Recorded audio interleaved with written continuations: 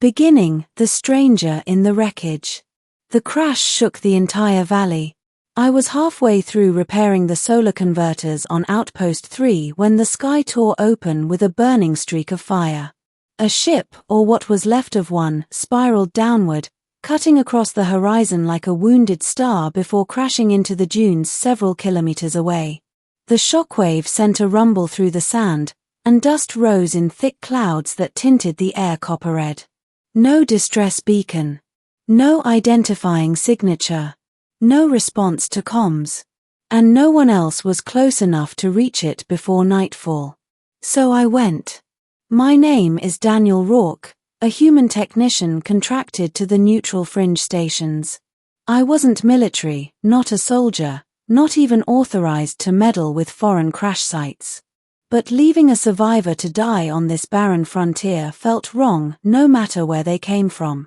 By the time I reached the wreck, the heat had melted half the hull into black glass. Shards sparkled in the sand like alien gemstones. Something hissed deeper inside, leaking coolant or dying engine cores. I climbed inside, covering my mouth from the smoke. The interior lights flickered weakly, then died completely. That's when I heard it, a low groan, pained, but alive. I moved toward the sound and found her. A woman. Tall. Striking. Her armor was like nothing I'd seen, dark violet plates lined with silver veins pulsing faintly with internal energy. Her hair was long, metallic black, braided with threads of teal light. And her eyes, when they opened, were bright, sharp, almost luminescent, like two shards of a distant nebula. But she was badly injured. One leg twisted beneath debris, a long gash along her side still bleeding. She tried to push herself up, but fell with a stifled cry. "Easy," I said, raising both hands. "I'm here to help." Her gaze snapped to me, suspicious, fierce. "You are human," she rasped. "Yes. And you're hurt. Let me take a look." She tightened her jaw, but didn't stop me. With effort, I lifted the metal beam trapping her leg. She hissed in pain, but she didn't scream. Whoever she was, she had the discipline of a trained warrior. Once freed, she slumped back, breathing heavily. "You must leave," she whispered. "Now." "You're in no condition to give orders," I said, checking her side. "Who attacked you?" "Pirates." "A patrol?" Her eyes hardened. "None you would dare imagine." "Cryptic." But I didn't waste time questioning it. "Can you walk?" "My rover's outside. I can get you to medical at Outpost 3. "No," she said sharply. "Not that place." "Okay," I said slowly. "Then where?" But she had already lost consciousness. I carried her out of the wreck, her armor surprisingly heavy, and loaded her onto the rover. Night fell fast, bringing freezing winds, but I kept checking her pulse. She was alive, but barely. Whoever she was, whatever ship she had flown, she needed help now. And I was the only one who could give it.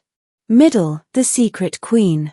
I brought her to my personal shelter, small, modest, but stocked with basic medical gear. She lay on my cot while I cleaned the wound on her side. Her blood glowed faintly blue. Not human. Not any species I recognized. As I wrapped the bandages around her, she woke again. Her eyes locked on mine, sharp, assessing, but softer this time. "You saved me," she murmured. "Couldn't leave you out there. You should have." Her voice carried weight, authority. "My presence endangers you. Then it's a good thing I don't scare easily." A faint, surprised smile touched her lips. "You are reckless, for a human." She tried to sit up, grimacing, and I steadied her. Her hand brushed mine, it was warm, almost too warm, and she froze as if that tiny contact revealed something unexpected. "Who are you?" I asked gently. She hesitated. Then, "My name is Velara." Just the name carried a resonance, like I had heard it whispered somewhere before even though I hadn't. "And you?" she asked. Daniel. Daniel Rourke. She nodded. You have my gratitude, Daniel Rourke. Before I could reply, she stiffened. Her eyes drifted toward the ceiling, as if sensing something miles away. They're coming. Who? She swallowed hard. My hunters. The way she said it, cold, final, made my skin crawl. We need to leave, she insisted. At once. You can't even stand. She pushed herself up stubbornly and collapsed into my arms. You're proving my point, I muttered, catching her. You're staying here. You do not understand, she hissed. My hunters will tear this outpost apart to find me. Your hunters? I repeated. So you're a fugitive? She clenched her jaw. I am no fugitive. I waited. She met my gaze steadily. I am their sovereign. I blinked. Sovereign? As in, queen? Her silence was answer enough. I stared at her, speechless. This injured stranger I dragged out of a crashed ship, she was a queen. How many worlds? I asked quietly. She exhaled. More than 1,000 systems recognize my rule. I almost dropped the bandages. You're the Empress of the Aureli Dominion. That name I did know. Everyone did. A civilization so vast, so feared, entire militaries retreated at the sight of their banners. She gave a single nod. And you're alone? Out here? Crashed. It was an assassination attempt, she admitted. Their first successful strike. I escaped, barely. And now they're coming to finish the job. Her gaze hardened. They will kill anyone who stands between us. Including you. I stepped back, trying to process everything. The most powerful ruler in the galaxy was lying, wounded, on my bed. And her own forces were coming to eliminate her and anyone with her. You saved me, Velara said, voice suddenly softer. I will not allow them to harm you. How? You can barely move. Even hurt, her eyes flared with regal pride. I have survived greater battles than this. And I will survive this one. The room trembled. A distant boom rolled across the desert. Velara inhaled sharply. They have arrived. I grabbed my rifle and checked the charge. You're not fighting alone. She stared at me, stunned. You would raise arms, for me. You're my patient. And besides. I gave a half smile. I'd like to stay alive too. A slow, grateful expression grew across her face, a look few probably ever got to see.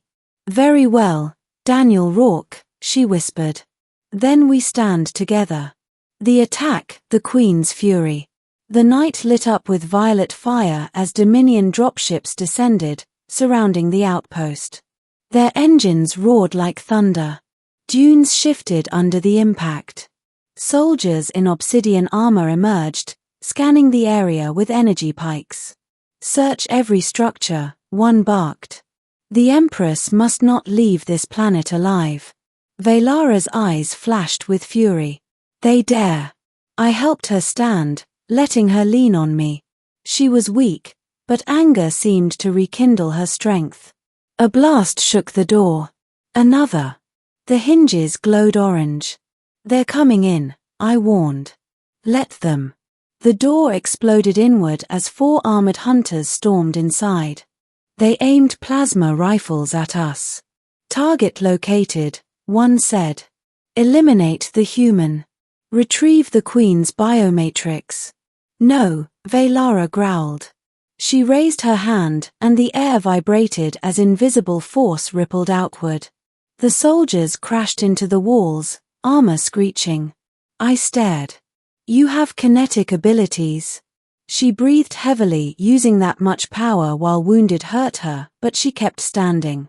I am the Aureli sovereign, she said coldly.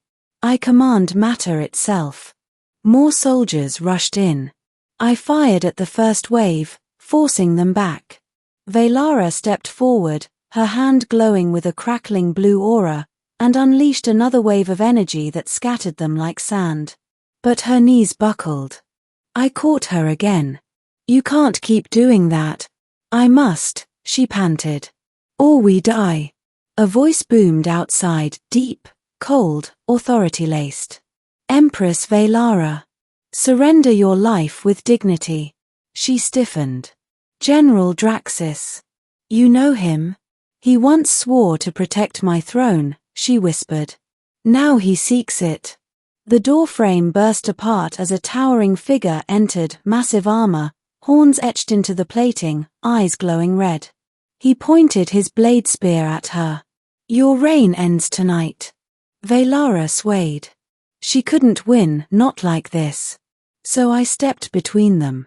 "Touch her," I said, "and you'll go through me first."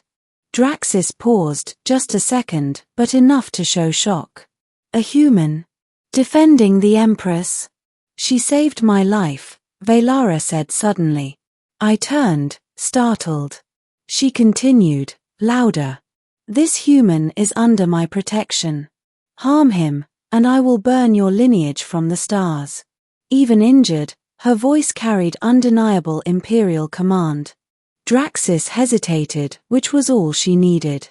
In a flash of blue light, Velara thrust her hand forward, unleashing one final burst of kinetic force. It sent Draxis flying out of the shelter, skidding across the sand.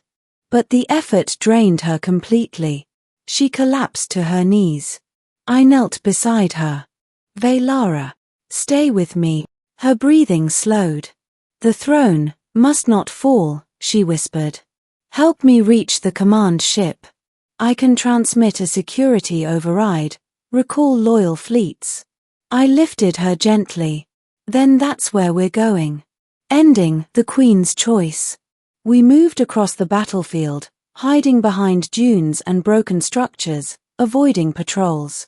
Velara leaned heavily on me, her breaths tight with pain. The Dominion warship loomed ahead, massive, heavily guarded. We crept around the outer ridge, slipping toward the underside hangar. 2 guards stood watch. I took a deep breath and fired, dropping them before they could sound an alarm. "You fight well," Velara murmured. "I fix machines for a living," I said. "But this works too, I guess." Her laugh, soft, breathless, was the most unexpected sound of the night. Inside the hangar, alarms blared. Soldiers converged. I braced my rifle. Velara rose, trembling but fierce. "Just a little farther," I whispered. Together we pushed through. Blast doors opened.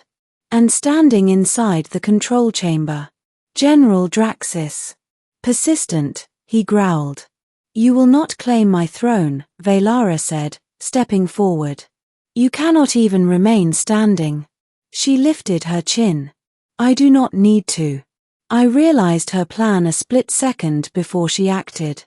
She reached for the central command pillar, her biomatrix signature enough to trigger the Dominion override. Blue energy flooded the room, pulsing outward in a wave. Draxis froze. Every soldier in the ship collapsed to one knee. And a message broadcast across the fleet. By imperial decree, Empress Velara remains sovereign. All traitors will face execution. Draxis roared and charged. I moved without thinking. My rifle was empty, so I swung it like a club, blocking his strike long enough for Velara to send a crackling kinetic pulse into his chest. He slammed into the wall and went still. Velara collapsed. I rushed to her, catching her before she hit the floor. "Hey, stay with me," she smiled faintly. "You saved me again, Daniel Rourke." Trying to make it a habit. Shadows gathered as loyal guards arrived, bowing deeply. "Empress," one said urgently, "medical bay is ready." Velara looked at me. "Stay," she whispered. "I'm not going anywhere." Epilogue, the offer. Days later, I stood beside her on the observation deck of the Dominion flagship. She wore ceremonial armor now, wounds healed, presence radiant and commanding. But when she turned to me, Her expression softened. In our empire, she said, a life debt is sacred. You saved me, fought for me, protected me when I was weakest. I did what anyone would have. No, she said firmly. Few would dare stand between a queen and her hunters. She stepped closer. I offer you a place at my side. As advisor, confidant, or more, if you wish it. My heart skipped. A human, by your side. Wouldn't that start a war? She smiled, slow, dangerous, beautiful. Let them start it, she whispered. I rule 1,000 worlds. I laughed softly. And if I said yes? Her eyes glowed. I would make the galaxy bow before the man who saved its queen. I took a breath. Then, I guess, yes. Her smile widened. Then your place, she said, taking my hand, is with me. The stars outside burned bright. And for the first time in my life, I felt like I belonged among them.